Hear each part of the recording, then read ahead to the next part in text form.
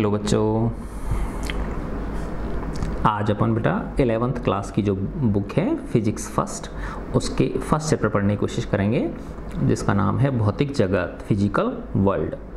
भौतिकी क्या है, फिजिक्स क्या है।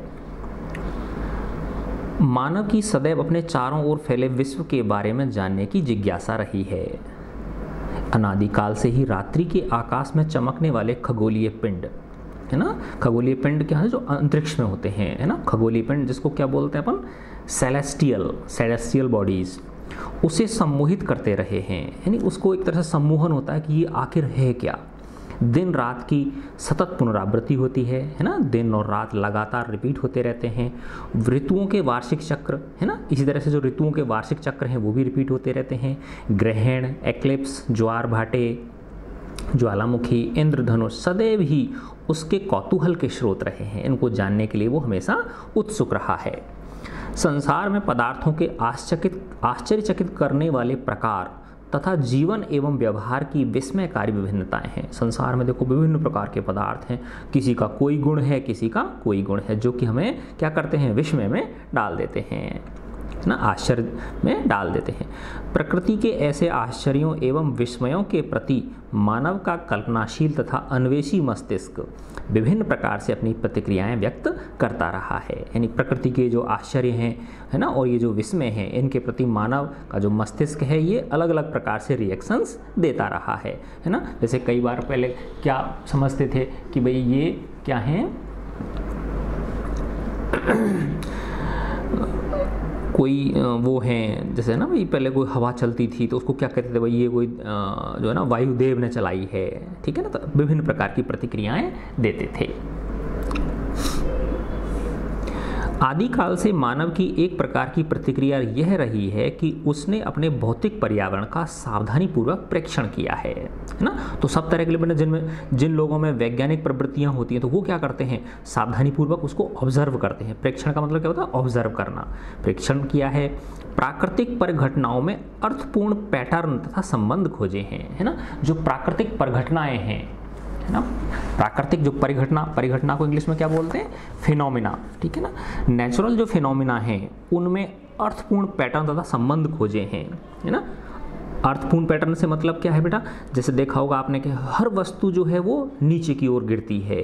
किसी भी चीज़ को आप ऊपर फेंको वो नीचे गिरेगी। तो एक तरह से क्या पैटर्न बन रहा है, नहीं बन रहा है, ठीक है ना। चाहे आप पेंसिल को फेंको तो भी वो भी नीचे आएगी, चाहे कोई पत्थर को फेंको तो भी वो भी नीचे आएगी, कुछ भी चीज़ को फेंको तो एक तरह से सेम पैटर्न हुआ।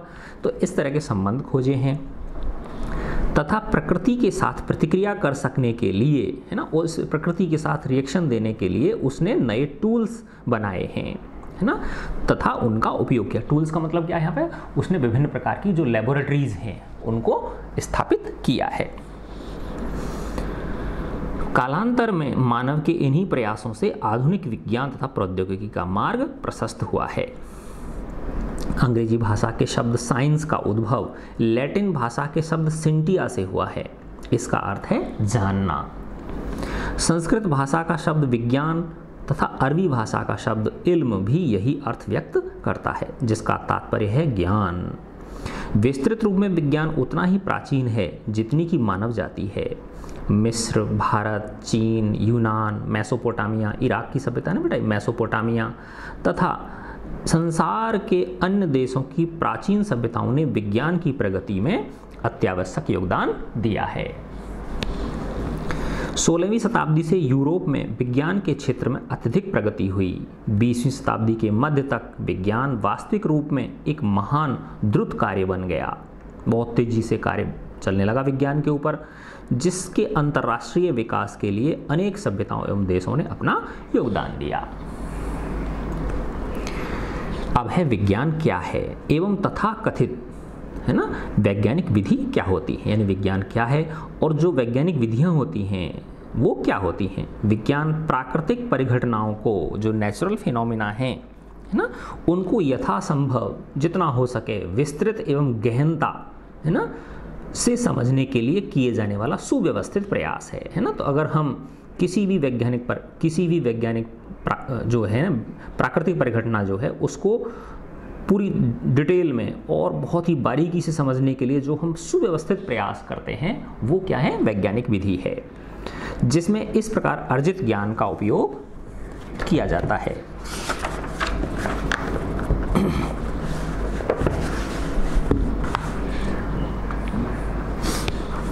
परिघटनाओं के, जिसमें इस प्रकार के ज्ञान का प्रयोग परिघटनाओं के भविष्य कथन, उनका फोरकास्ट करना, संशोधन, उनमें करेक्शन करना और नियंत्रण के लिए किया जाता है। जो कुछ भी हम अपने चारों ओर देखते हैं उसी के आधार पर अन्वेषण करना, रिसर्च करना या एक्सप्लोर करना, प्रयोग करना, एक्सपेरिमेंट करना तथा भविष्यवाणी करना, फोरकास्ट करना ही विज्ञान है ना। तो जो कुछ भी का हम अपने चारों ओर देखते हैं उसी के आधार पर एक्सप्लोर करना, एक्सपेरिमेंट करना और फिर उन एक्सप्लोरेशन और एक्सपेरिमेंटेशन के आधार पर भविष्यवाणी करना, फोरकास्टिंग करना ही क्या है, विज्ञान है। संसार के बारे में सीखने की जिज्ञासा, प्रकृति के रहस्यों को सुलझाना विज्ञान की खोज की ओर पहला चरण है। वैज्ञानिक विधि में बहुत से अंतः संबंध पद है ना, इंटररिलेटेड टर्म्स होती हैं। वैज्ञानिक विधि में जो बहुत सारे इंटररिलेटेड टर्म्स हैं है ना, उनमें कौन कौन से हैं, व्यवस्थित प्रेक्षण है ना, तरीके से हम ऑब्जर्वेशंस लेते हैं, नियंत्रित प्रयोग करते हैं, गुणात्मक तथा मात्रात्मक विवेचना करते हैं, गुणों के आधार पर और मात्रा के आधार पर उसकी क्या करते हैं, क्वालिटी के आधार पर और क्वांटिटी के आधार पर उसकी विवेचना करते हैं। गणितीय प्रतिरूपण, मैथमेटिकल मॉडलिंग है ना, उसके क्या करते हैं, मैथमेटिकल मॉडलिंग का मतलब ऐसे समझो बेटा, जैसे होता है ना कोई सरल रेखा है तो उसका क्या होता है, एक गणितीय इक्वेशन होती नहीं होती है, जैसे देखा होगा आपने 3x + 4y = 5, तो वो क्या करती है, एक प्लेन में एक स्ट्रेट लाइन को शो करती है ना। तो मॉडल बना दिया ना हमने, उसका इक्वेशन बना दी जो। तो गणितीय प्रतिरूपण, भविष्य कथन है ना, अनुमान लगाना, सिद्धांतों का सत्यापन, उन सिद्धांतों का वेरिफिकेशन अथवा अन्यथाकरण, फाल्सिफिकेशन शामिल होते हैं। तो है ना, अगर कोई सिद्धांत सत्य हो गया तो उसका सत्यापन कर देते हैं, और अगर वो सिद्धांत क्या हो गया, असत्य साबित हो गया तो उसको क्या कर देते हैं, खारिज कर देते हैं, तो उसका अन्यथाकरण हम कर देते हैं। तो इसमें ये चीज़ें शामिल होती हैं।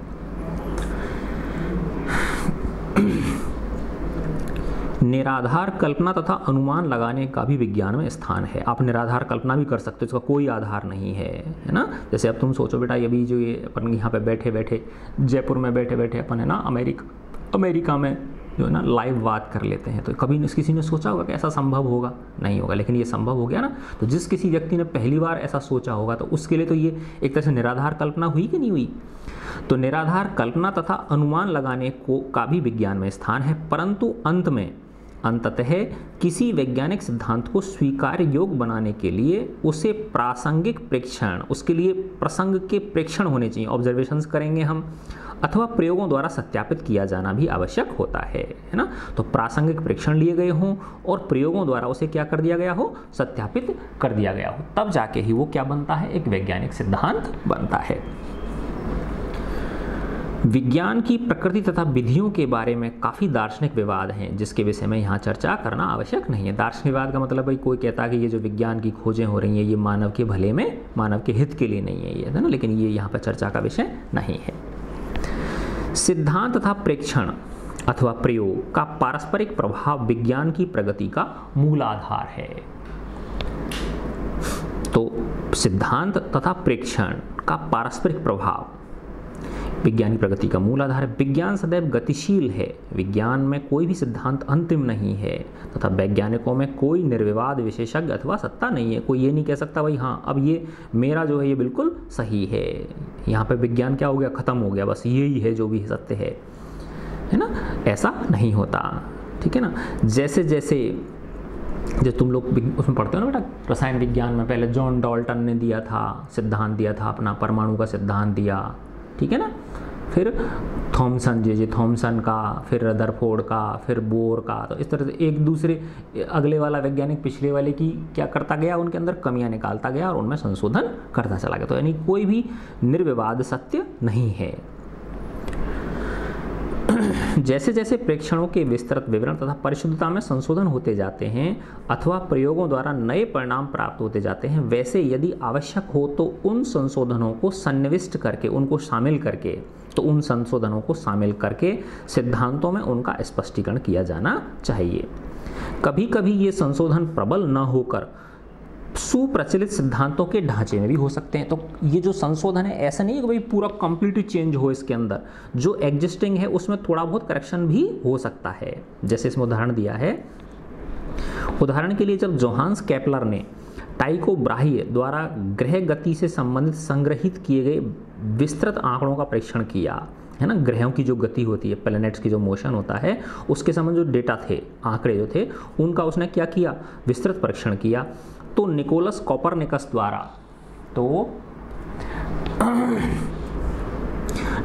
कोपरनिकस द्वारा कल्पित, जब उसने, ठीक है ना, जोहान्स केपलर ने, है ना,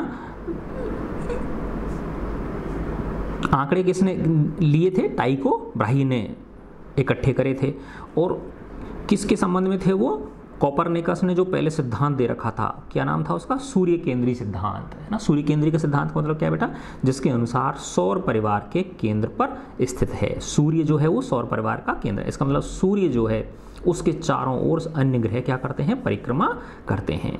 तो इसी जो कोपरनिकस था बेटा, है ना, कोपरनिकस ने क्या किया था, उसने सूर्य केंद्रीय सिद्धांत दिया था, है ना। उसमें ये कहा था माना से ये सूर्य है, यहाँ पे सूर्य है, तो जो अन्य ग्रह हैं ये इसके चारों ओर वृत्ताकार कक्षाओं में चक्कर लगाते हैं, है ना। अब इसके लिए क्या किया, जो ये टाइको ब्राहा था, है ना, टाइको ब्राहा ने इनके आंकड़े इकट्ठे किए, है ना, इनके ऐसे समझो वो जो वृत्ताकार कक्षाएं थीं उनके जो निर्देशांक थे वो इकट्ठे किए उसने, उनका जो एनालिसिस किया, है ना, वो किसने किया, जोहान्स केपलर ने किया।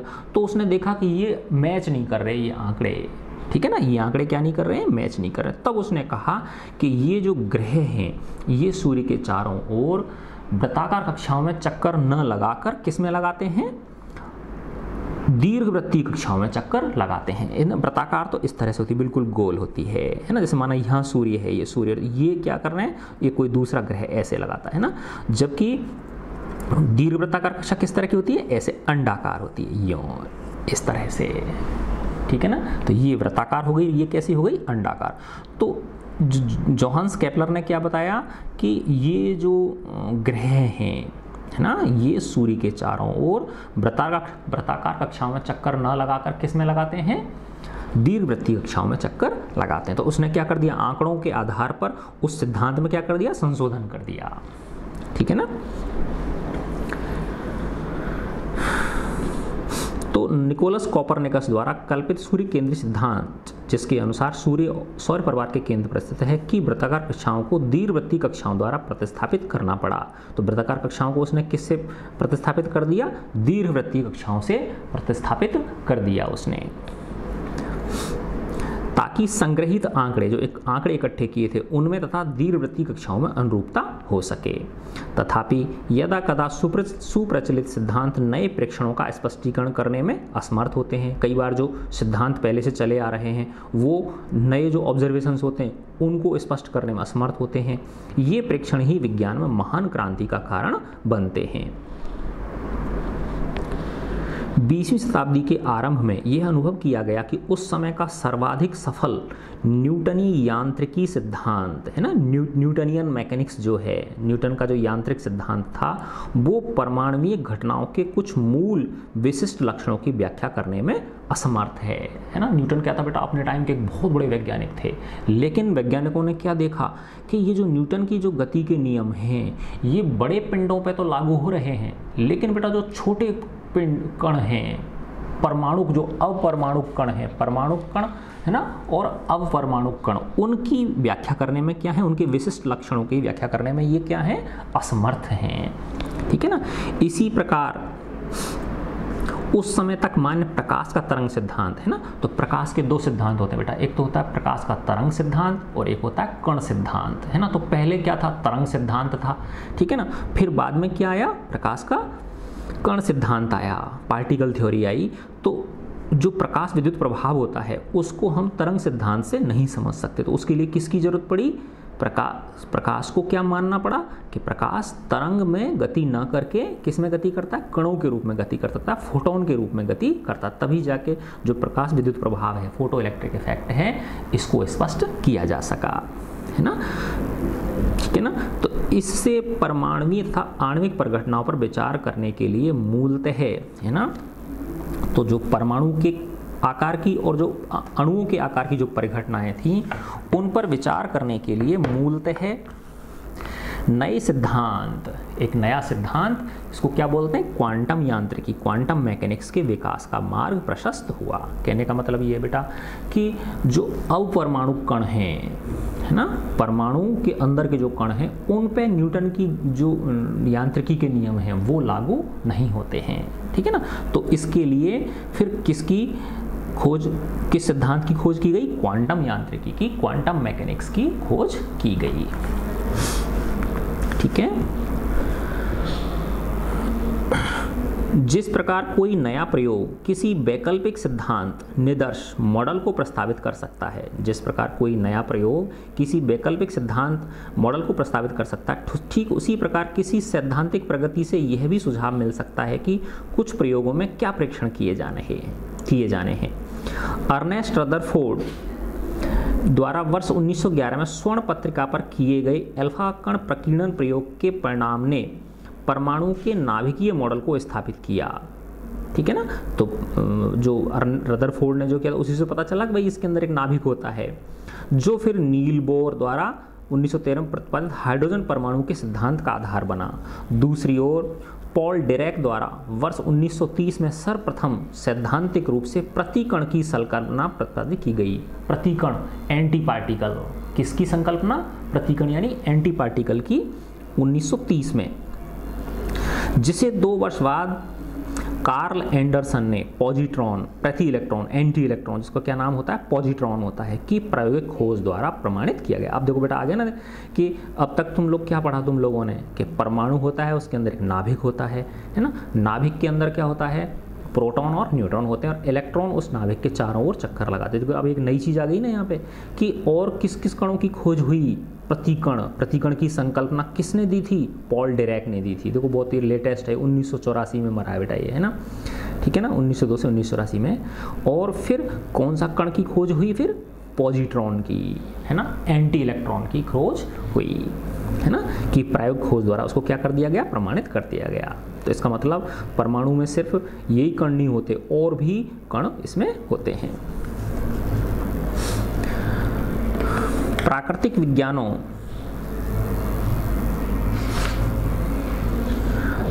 विज्ञानों की श्रेणी का एक मूल विषय भौतिकी है। इसी श्रेणी में अन्य विषय जैसे रसायन विज्ञान तथा जीव विज्ञान भी सम्मिलित हैं। भौतिकी को अंग्रेजी में फिजिक्स कहते हैं, जो ग्रीक भाषा के एक शब्द से व्युत्पन्न हुआ है जिसका अर्थ है प्रकृति। इसका तुल्य संस्कृत शब्द भौतिकी है, जिसका उपयोग भौतिक जगत के अध्ययन से संबंधित है। इस विषय की यथार्थ परिभाषा देना तो न संभव है और न ही आवश्यक। मोटे तौर पर हम भौतिकी का वर्णन प्रकृति के मूलभूत नियमों का अध्ययन तथा विभिन्न प्राकृतिक परिघटनाओं में इनकी अभिव्यक्ति के रूप में कर सकते हैं। अगले अनुभाग में भौतिकी के कार्यक्षेत्र विस्तार का संक्षिप्त वर्णन किया गया है। यहाँ हम भौतिकी के 2 प्रमुख विचारों, एकीकरण तथा न्यूनीकरण पर ही अपनी टिप्पणी करेंगे। एकीकरण और न्यूनीकरण, है ना। एकीकरण का मतलब क्या हो गया बेटा, सिंथेसिस, इकट्ठा करना, और न्यूनीकरण का मतलब क्या होता है, एनालिसिस करना, है ना। किसी चीज़ को इकट्ठा करके उसका अध्ययन करना, है ना, और किसी के टुकड़े करके उसका अध्ययन करना। तो इकट्ठा करके अध्ययन करना, बटे हुए भागों को इकट्ठा करके अध्ययन करना, वो तो क्या हो गया, एकीकरण हो गया। और किसी इकट्ठे को टुकड़ों में बांट के उसका अध्ययन करना, वो क्या कहलाता है, न्यूनीकरण कहलाता है ना। तो ये एकीकरण क्या हो गया, सिंथेसिस हो गया, और न्यूनीकरण क्या हो गया, एनालिसिस हो गया। भौतिकी के अंतर्गत हम विविध भौतिक परिघटनाओं की व्याख्या कुछ संकल्पना एवं नियमों के पदों में करने का प्रयास करते हैं। इसका उद्देश्य विभिन्न प्रभाव क्षेत्रों तथा परिस्थितियों में भौतिक जगत को कुछ सार्वत्रिक नियमों की अभिव्यक्ति के रूप में देखने का प्रयास है। उदाहरण के लिए सामान्य गुरुत्वाकर्षण का जो नियम है, जिसे न्यूटन ने प्रतिपादित किया था, है ना, सामान्य जो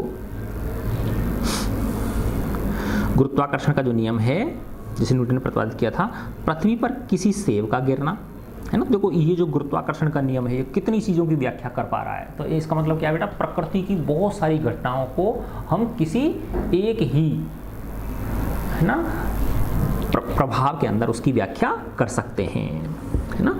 तो देखो बेटा इस गुरुत्वाकर्षण के अंदर ये सारी चीज़ें आती हैं, है ना। इन सब की व्याख्या करने में ये अकेला नियम समर्थ है। पृथ्वी पर किसी सेब का गिरना, पृथ्वी के परितः चंद्रमा की परिक्रमा, है ना। तो पृथ्वी के चारों जो चंद्रमा जो परिक्रमा कर रहा है वो भी किसकी वजह से कर रहा है, गुरुत्वाकर्षण नियम की वजह से कर रहा है। सूर्य के परितः ग्रहों की गति और सूर्य के चारों ओर जो ग्रह गति कर रहे हैं वो भी किस नियम से बंधे हुए हैं, गुरुत्वाकर्षण के नियम से बंधे हुए हैं, जैसी परिघटनाओं की व्याख्या करता है। तो इन सब की व्याख्या सिर्फ किससे हो जाती है, गुरुत्वाकर्षण के नियम से हो जाती है, ठीक है। हाँ, इसी प्रकार विद्युत चुंबकत्व के मूल सिद्धांत, इलेक्ट्रोमैग्नेटिज्म का जो मूल सिद्धांत, इसको किसने दिया था बेटा, एक वैज्ञानिक थे मैक्सवेल। उन्होंने एक मैक्सवेल इक्वेशन दी थी, मैक्सवेल समीकरण दिया था। ये जो मैक्सवेल इक्वेशन है ये सभी विद्युतीय तथा चुंबकीय परिघटनाओं को नियंत्रित करते हैं, है ना। तो जितनी भी, है ना, विद्युत और चुंबकीय जो परिघटनाएं होती हैं वो इस मैक्सवेल समीकरण से क्या हो जाती हैं, एक्सप्लेन हो जाती हैं। प्रकृति के मूल बलों को एकीकृत करने का प्रयास, अनुभाग 1.4 आगे पढ़ेंगे इसको, एकीकरण के इसी अन्वेषण को प्रतिबिंबित करते हैं।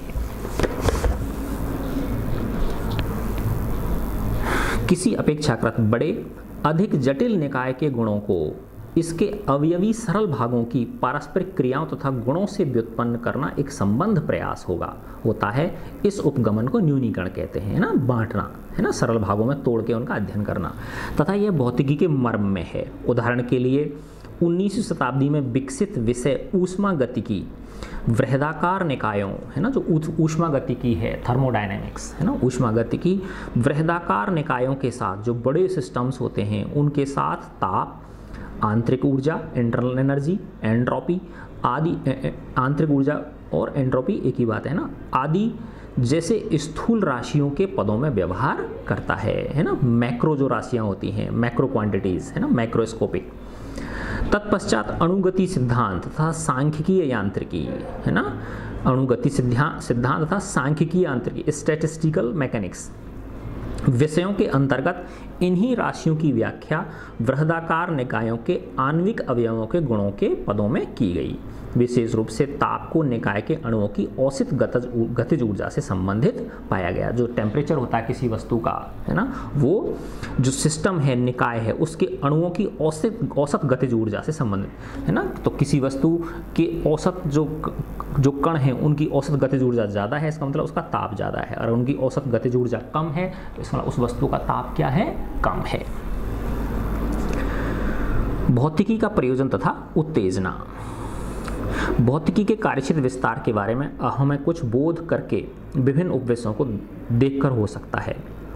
भौतिकी के कार्यक्षेत्र विस्तार के बारे में हमें कुछ बोध इसके विभिन्न उपविषयों को देखकर हो सकता है। मूल रूप से इसके दो रुचिकर प्रभाव क्षेत्र स्थूल तथा सूक्ष्म हैं। स्थूल प्रभाव क्षेत्र में प्रयोगशाला, पार्थिव पृथ्वी से संबंधित, है ना, टेरेस्ट्रियल और खगोलीय सेलेस्टियल स्तर की परिघटनाएं सम्मिलित होती हैं, है ना। तो ये स्थूल में तो पृथ्वी की जो परिघटनाएं वो और अंतरिक्ष की जो होती हैं वो हो गई इसके अंदर, जबकि सूक्ष्म प्रभाव क्षेत्र के अंतर्गत परमाणुीय, है ना, एटॉमिक, मॉलिक्यूलर और नाभिकीय परिघटनाएं, न्यूक्लियर परिघटनाएं इसमें आती हैं। चिरसम्मत भौतिकी, क्लासिकल फिजिक्स जो होती है ना, के अंतर्गत, क्लासिकल फिजिक्स का मतलब क्या है बेटा, जो इसमें जो मोटे रूप पे अध्ययन करती है। क्लासिकल फिजिक्स का मतलब क्या होगा, चिरसम्मत भौतिकी का जो किन्हीं परिघटनाओं का मोटे रूप से अध्ययन करती है, ठीक है ना। तो चिरसम्मत भौतिकी के अंतर्गत मुख्य रूप से स्थूल परिघटनाओं पर विचार किया जाता है, मोटे मोटी जो परिघटनाएं उन पर विचार किया जाता है।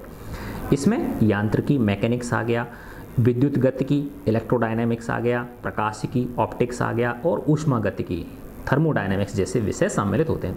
तो क्लासिकल जो फिजिक्स है, चिरसम्मत भौतिकी, इसमें क्या है, जो मोटे मोटे जो क्षेत्र हैं उनको अध्ययन इसमें किया जाता है। यांत्रिकी हो गया, विद्युत गतिकी, प्रकाशिकी, ऊष्मागतिकी आदि। यांत्रिकी विषय न्यूटन की गति के नियमों तथा गुरुत्वाकर्षण के नियमों पर आधारित है तथा इसका संबंध कणों, दृढ़ एवं विरूपणशील पिंडों तथा कणों के व्यापक निकायों की गति अथवा संतुलन से होता है ना। जेट के रूप में निष्कासित गैसों द्वारा रॉकेट नोदन, रॉकेट का प्रोपल्सन जो होता है, रॉकेट कैसे चलता है, क्योंकि पीछे गैस निकलती है ना, तो वो गैस उस पर प्रेशर डालती हैं, आगे की ओर धकेलती हैं उसको, गैस पीछे की ओर निकलती हैं और रॉकेट को आगे की ओर धकेलती हैं। तो ये रॉकेट प्रोपल्सन हो गया। जल तरंगों का संचरण, वायु में ध्वनि तरंगों का संचरण तथा किसी बोझ के अधीन झुकी छड़ की साम्यावस्था, यांत्रिकी से संबंधित समस्या। तो ये किससे संबंधित हो गई? मैकेनिक्स से संबंधित हो गई ये चीज़ें, है ना। यानी मैकेनिक्स में क्या क्या चीज़ों का अध्ययन करते हैं हम? इन सारी चीज़ों का, ठीक है ना।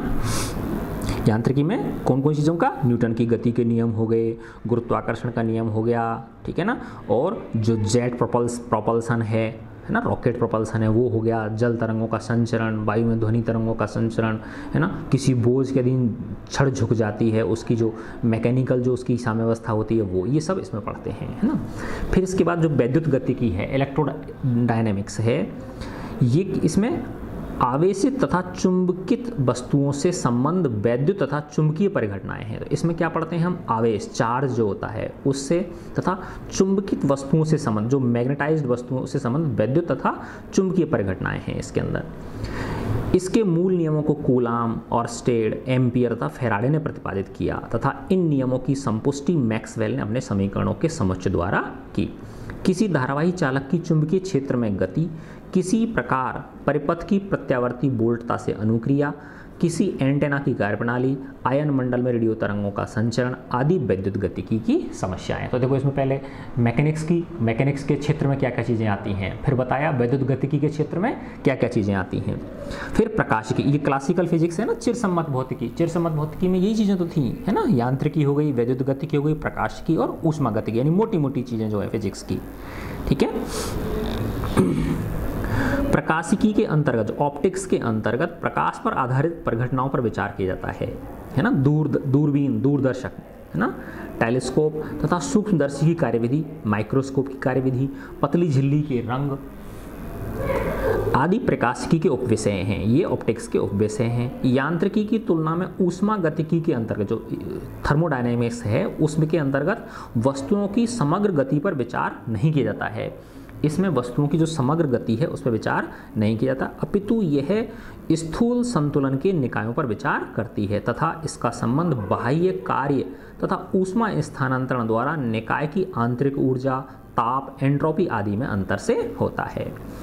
ऊष्मा इंजन, है ना, हीट इंजन, है ना, हीट इंजन, ऊष्मा इंजन का मतलब क्या होता है बेटा? Heat engine.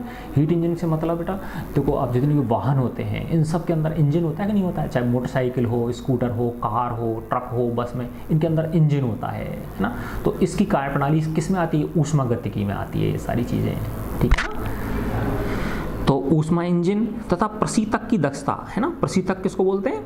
रेफ्रिजरेटर, है ना, चाहे भले वो कोल्ड स्टोरेज हो चाहे रेफ्रिजरेटर हो, इन सब की दक्षता, किसी भौतिक तथा रासायनिक प्रक्रिया की दिशा आदि ऊष्मा गतिकी की रोचक समस्या। तो ये सब किस में पढ़ते हैं हम? थर्मोडायनेमिक्स में पढ़ते हैं, है ना। थर्मोडायनेमिक्स में क्या कही होगी बेटा? हीट इंजन, है ना, जितने भी वाहनों के जो इंजन हैं वो हो गए, है ना, चाहे भले वो हो, क्या नाम है, होते हैं ना जहाँ पे बिजली बनती है ना, वहाँ पे टरबाइन चलाते हैं, वो भी एक तरह से थर्मोडायनेमिक्स में होता है ये।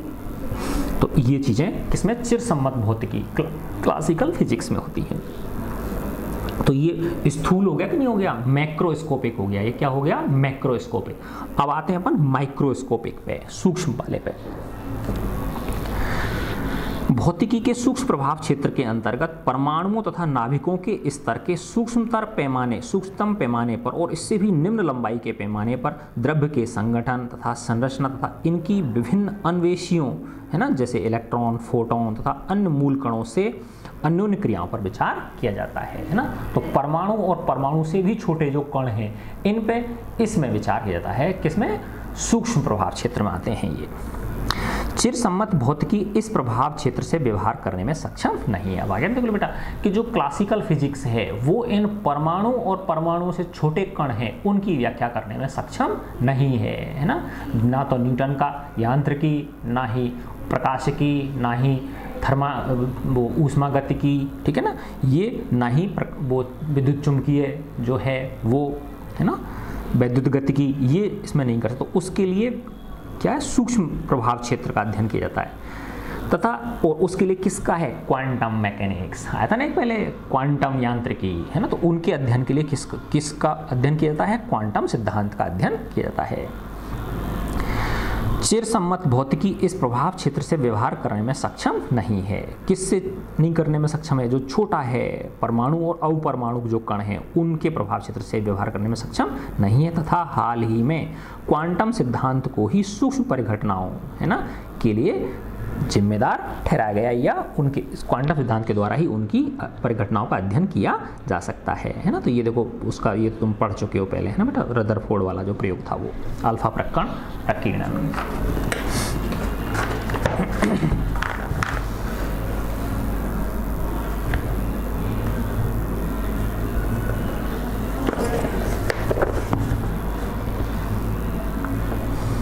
व्याख्या करने के लिए उचित ढांचा माना गया है ना। तो परमाणु और उनके जो अपरमाणु कण हैं उनको अध्ययन करने का किसको माना गया है, क्वांटम मैकेनिक्स को। व्यापक रूप में भौतिकी का प्रसाद सुंदर एवं भव्य है, और जैसे जैसे आप इस विषय को आगे बढ़ेंगे इसका महत्व अधिकाधिक होता जाएगा। अब आप यह कल्पना कर सकते हैं कि भौतिकी का जो कार्य क्षेत्र है वास्तव में बहुत विशाल है, विस्तृत है। यह लंबाई, द्रव्यमान, समय, ऊर्जा आदि भौतिक राशियों के परिमाणों के विशाल परिसर का है ना, परिमाण, मैग्नीट्यूड है ना, बहुत बड़ी रेंज है बेटा, अभी आगे आएगा, देखो इसमें कितनी बड़ी रेंज है इसकी, का प्रतिपादन करती है। एक और इसके अंतर्गत इलेक्ट्रॉन, प्रोटॉन आदि से संबंधित परिघटनाओं का लंबाई के अति सूक्ष्म पैमाने 10⁻⁻14 अथवा इससे भी कम है ना।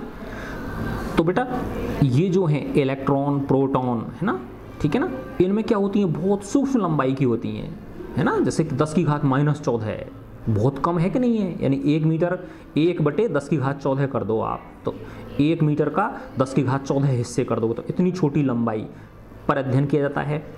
तथा इसके लेखक ये कहना चाह रहा है कि देखो एक ओर तो इतनी छोटी चीज़ें हैं, और दूसरी ओर तथा इसके विपरीत दूसरी ओर इसके अंतर्गत खगोलीय परिघटनाओं का अध्ययन, यानी फिजिक्स में देखो एक तो बारीक से बारीक परमाणु है ना, जिनकी कितनी क्या है 10⁻14 मीटर दूरी है, और दूसरी ओर खगोलीय है ना, खगोलीय परिघटनाओं का अध्ययन, मंदाकिनियों के विस्तारों, जो गैलेक्सीज हैं उनके विस्तारों, अथवा संपूर्ण विश्व के पैमाने जिसका विस्तार क्या है 10⁻26 मीटर कोटि का है। इसकी रेंज क्या है 10⁻26 मीटर रेंज है। तो देखो 10⁻14 से लेकर और 10⁻26 तक कितनी बड़ा रेंज हो गई। ऐसे समझो ये 0 है, तो इधर की तरफ तो क्या हो गई ये 10⁻14 है, और इधर की तरफ क्या हो गई ये 10⁻26, तो कितनी बड़ी रेंज हो गई, ये 0 है, तो 10⁻14 और 26, तो 14 और 26 है ना, लगभग 40 हो गया कि नहीं हो गया, लगभग क्या 10 की घात क्या हो गया 40 हो गया। ठीक है, तो इस तरह से इसका विस्तार क्या हो गया, लंबाई के इन दो पैमानों में 10⁻40 अथवा और अधिक के गुणक का अंतर है, 10⁻40 अथवा उसके और अधिक गुणक का अंतर है। लंबाइयों के पैमाने के परिसर को प्रकाश की चाल से विभाजित करके समयों के पैमाने का परिसर है ना, देखो समय कैसे निकाल सकते हैं हम है ना, लंबाई में किसका भाग दे दो, प्रकाश की चाल का भाग दे दो है ना, तो क्या निकल जाएगा, समय निकल जाएगा, निकल जाएगा है ना, यानी जो लंबाई है ना L, ठीक है ना, और इसमें किसका भाग दे दो, वेग का भाग दे दो है ना, तो L क्या होती है, मीटर में होती है कि नहीं होती है, मीटर में होती है, और वेग किस में होता है, मीटर पर सेकंड में, तो ऊपर चला जाएगा ना सेकंड, ठीक है ना, तो ये क्या हो गया, M से M कट गया तो क्या निकल गया सेकंड, तो किसकी आ गई, समय की विमा आ गई, ठीक है ना। तो इस जो 10⁻14 मीटर है, इसमें जब आप 3 × 10⁸ का भाग दे दोगे या 10⁸ का भाग दे दोगे तो क्या रेंज आ गई, समय की क्या आ गई 10⁻22 आ गई है ना, 10⁻14 में जब 3 × 10⁸ होता है ना, तो 10⁸ का जब भाग दोगे तो ये ऊपर आ जाएगा, तो 10⁻22 हो गई है ना, और दूसरी तरफ क्या थी 10⁻26 थी है ना, और 10⁻26 में जब आप इसका भाग दोगे, 10⁻26 में जब 10⁸ का भाग दोगे तो क्या हो जाएगा, 26 8 घटाओ तो क्या बचेगा 18 बच गया है ना, तो ये समय की रेंज हो गई है ना। तो देखो लंबाई की रेंज कहाँ से कहाँ तक थी बेटा, 10 की घात -14 से लेके और 10 की घात 26 तक, जिसकी रेंज क्या थी 10 की घात 40, है ना। इसी प्रकार समय का परिसर रेंज क्या हो गई, 10 की घात -22 सेकंड से लेके 10 की घात 18 सेकंड तक, है ना। तो देखो 10 की घात -22 सेकंड का मतलब क्या हो गया बेटा, 1 सेकंड का 10 की घात 22वां हिस्सा, क्योंकि 1/1 10 की घात 22 हो जाएगा ना, है ना। और 1/10 की घात 18 सेकंड, ये तो कितनी सूक्ष्म समय हो गया और ये कितना बड़ा समय हो गया, है ना। तो इतनी बड़ी रेंज होती है। इसी प्रकार द्रव्यमानों का परिसर देखो आप, है ना। द्रव्यमानों का रेंज क्या है, 10 की घात -30 किलोग्राम किसके लिए, इलेक्ट्रॉन के द्रव्यमान, जबकि 10 की घात 55 किलोग्राम किसका है, प्रेक्षित विश्व का द्रव्यमान है। तो कहाँ तो 1 किलोग्राम का 10 की घात 30वां हिस्सा और कहाँ 10 की घात 55 किलोग्राम, है ना। तो कितनी बड़ी रेंज हो गई। तो इन सब चीज़ों का अध्ययन फिजिक्स में किया जाता है। पार्थिव परिघटनाएं इस परिसर के मध्य में ही कहीं होती हैं, है ना। जो ये टेरेस्ट्रियल फिनोमिना हैं ये सब इसी रेंज में आते हैं। भौतिकी कई प्रकार से उत्तेजक है। कुछ व्यक्ति इसके मूल सिद्धांतों के लालित तथा व्यापकता से इस तथ्य को लेकर उत्तेजित हो जाते हैं कि भौतिकी की कुछ मूल संकल्पनाओं तथा नियमों द्वारा भौतिक राशियों के विशाल परिसर को प्रतिपादित करने वाली परिघटनाओं की व्याख्या की जा सकती है। यानी कुछ लोग तो इससे अट्रैक्ट होते हैं कि भाई इसमें कुछ ही नियमों पे पूरी फिजिक्स की क्या की जा सकती है, व्याख्या की जा सकती है। कुछ अन्य के लिए प्रकृति के रहस्यों से पर्दा हटाने के लिए कल्पनाशील नवीन प्रयोग करने की चुनौती होती है। नियमों का सत्यापन निराकरण रोमांचकारी हो सकता है, तो कुछ लोग इसकी वजह से अच्छा लगता है उनको। अप्लाइड फिजिक्स जो होती है, अनुप्रयुक्त भौतिकी समान रूप से महत्वपूर्ण है। जो अप्लाइड फिजिक्स है वो भी क्या है, समान रूप से महत्वपूर्ण है। भौतिक नियमों के अनुप्रयोग तथा स्वार्थ साधनों द्वारा उपयोगी युक्तियों का निर्माण करना भौतिकी का अत्यंत रोचक एवं उत्तेजनापूर्ण भाग है, जिसके लिए अत्यधिक प्रवीणता तथा सतत प्रयासों की आवश्यकता होती है। पिछली कुछ शताब्दियों में भौतिकी में हुई असाधारण प्रगति का क्या रहस्य है। विशाल प्रगति प्रायः हमारे मूल अवबोधन में परिवर्तनों से संलग्न होती है। पहले ये अनुभव किया गया कि वैज्ञानिक प्रगति के लिए केवल गुणात्मक सोच होना, कि वैज्ञानिक प्रगति के लिए केवल गुणात्मक सोच होना ही पर्याप्त है ना। जबकि निस्संदेह ये महत्वपूर्ण है, पर्याप्त नहीं है ना। ये महत्वपूर्ण है ये गुणात्मक सोच, लेकिन ये पर्याप्त नहीं है, क्योंकि उसके लिए सिर्फ गुणात्मक सोच नहीं, उसके साथ साथ गुणात्मक के साथ साथ मात्रात्मक डेटाज भी आपको चाहिए, जिसके आधार पर आप क्या कर सकते हो, एक्सपेरिमेंट कर सको।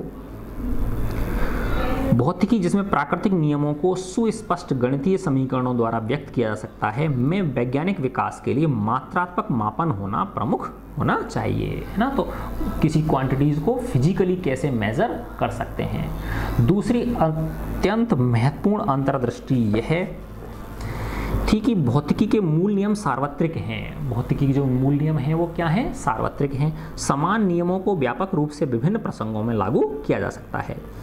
अंत में सन्निकटन की योजना अत्यंत सफल हुई। सन्निकटन मतलब क्या होता है, अप्रोक्सीमेशन करना, किसी चीज़ का अप्रोक्सीमेट आइडिया लगाना, है ना। दैनिक जीवन की अधिकांश प्रेक्षित परिघटनाएं मूल नियमों की जटिल अभिव्यक्ति होती हैं। वैज्ञानिकों ने किसी परिघटना की सारभूत विशेषताओं के सार निकालने के महत्व की पहचान उस परिघटना के अपेक्षाकृत कम महत्वपूर्ण पहलुओं से की। यानी वैज्ञानिक जो है वो किसी कॉम्प्लेक्स चीज में नहीं फंसते हैं, पहले वो उसका सिंपल जो पार्ट होता है उससे चलते हैं, उसको लेके चलते हैं। वो किसी परिघटना की सभी जटिलताओं को एक साथ एक ही बार में स्पष्ट कर पाना व्यावहारिक नहीं है।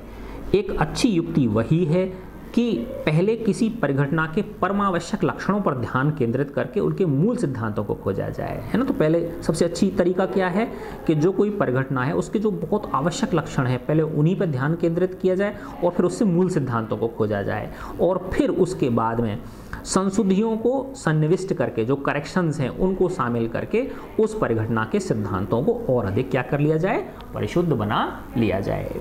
उदाहरण के लिए किसी पत्थर और पंख, जैसे पत्थर और पंख का होता है ना बेटा, कि वैसे क्या होता है कि पत्थर और पंख को जब आप ऊपर से एक साथ गिराओगे तो पत्थर पहले आ जाता है ना, जबकि पंख क्या है वो बाद में आती है। जबकि नियम क्या कहता है कि दोनों को साथ साथ आना चाहिए। तो वो क्यों नहीं आती साथ साथ, क्योंकि वायु का जो प्रतिरोध है वो पत्थर के बजाय पंख को क्या करता है, ज़्यादा प्रभावित करता है, ठीक है ना। तो किसी पत्थर तथा पंख को समान ऊंचाई से एक साथ गिराने पर वे एक साथ पृथ्वी पर नहीं गिरते। इसका कारण यह है कि परिघटना के आवश्यक पहलू अर्थात गुरुत्व बल के अधीन मुक्त पतन को वायु के प्रतिरोध की उपस्थिति ने जटिल बना दिया है।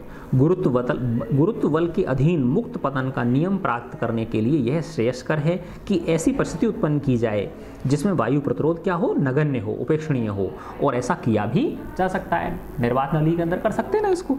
उदाहरण के लिए पत्थर तथा पंख को किसी निर्वातित नली में एक साथ गिरने दिया जाए। इस प्रकरण में दोनों पिंड पत्थर तथा पंख लगभग एक साथ गिरेंगे, जिससे हमें यह मूल नियम प्राप्त होगा कि गुरुत्वीय त्वरण जो है वो पिंड के द्रव्यमान पर निर्भर नहीं करता है। इस प्रकार प्राप्त नियम से हम पुनः पंख प्रकरण पर जा सकते हैं और वायु प्रतिरोध के कारण संशुद्धि सन्निविष्ट कर सकते हैं, उसमें करेक्शन को क्या कर सकते हैं, शामिल कर सकते हैं, सुप्रचलित सिद्धांत में संशोधन कर सकते हैं तथा गुरुत्व बल के अधीन पृथ्वी पर गिरते पिंडों के लिए अधिक यथार्थिक सिद्धांत बनाने का प्रयास भी हम कर सकते हैं। ठीक है, अब है बेटा भौतिकी, प्रौद्योगिकी तथा समाज। ठीक है ना।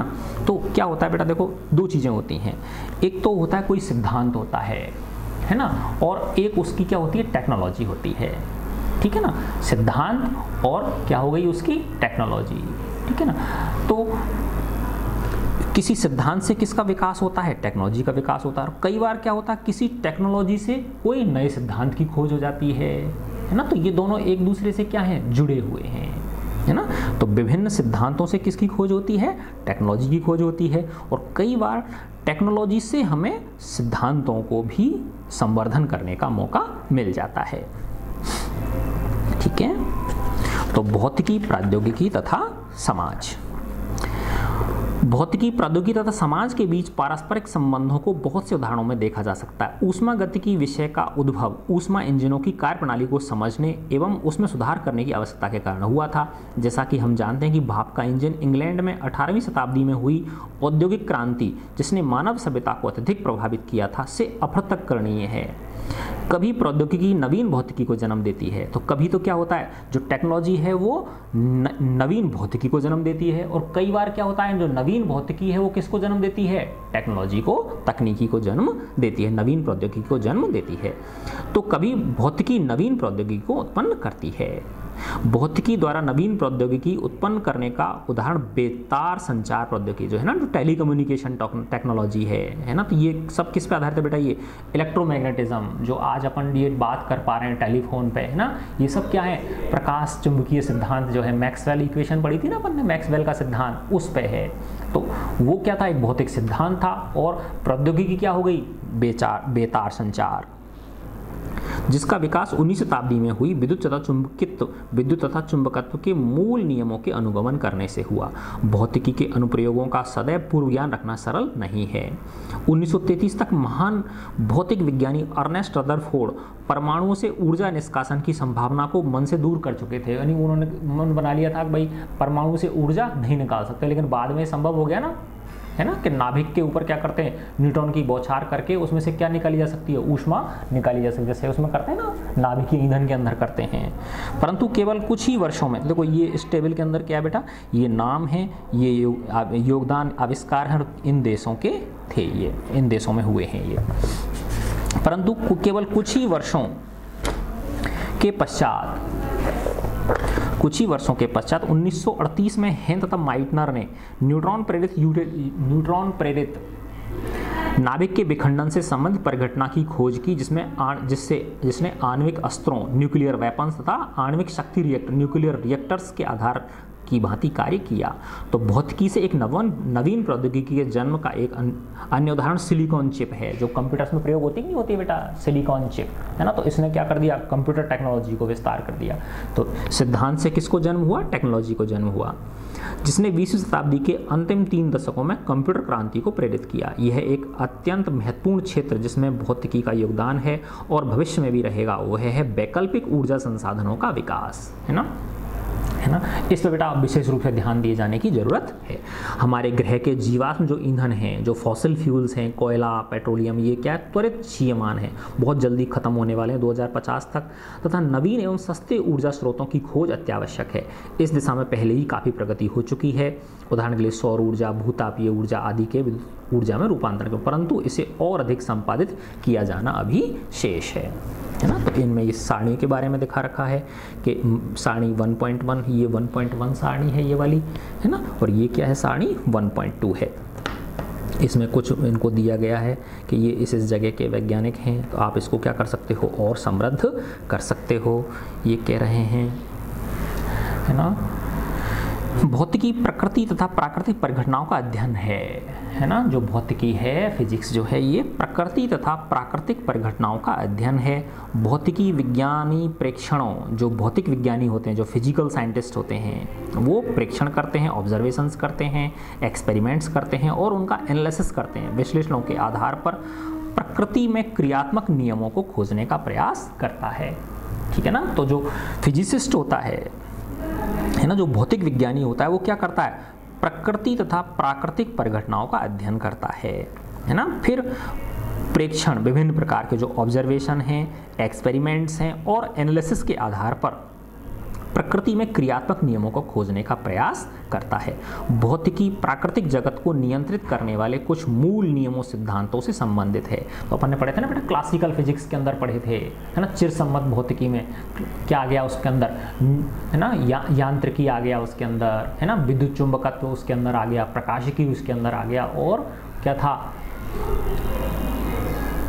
ऊष्मागतिकी, है ना। तो ये ठीक है। तो भौतिक नियमों की क्या प्रकृति है, अब हम मूल बलों पे आएंगे इसके बारे में। तो बेटा इस टेबल को मैं बताना चाह रहा था आपको, ये जो टेबल है ना, इसमें क्या है, ये नाम है, जैसे आर्किमिडीज है, उत्प्लावकता का नियम दिया है, इसमें कहाँ के रहने वाले थे, यूनान के, तो है ना। तो ये जड़त्व का नियम, प्रकाश का तरंग सिद्धांत, तो ये इनके इधर नाम है जिन वैज्ञानिकों के, ये उनके योगदान है, और ये क्या है, उनके देश हैं, ठीक है ना। ये उनके देश के बारे में है, ये उनके योगदान के बारे में है, ठीक है ना। ऐसे इधर भी है ये, है ना, यहाँ पे भी है ये, इसमें, है ना।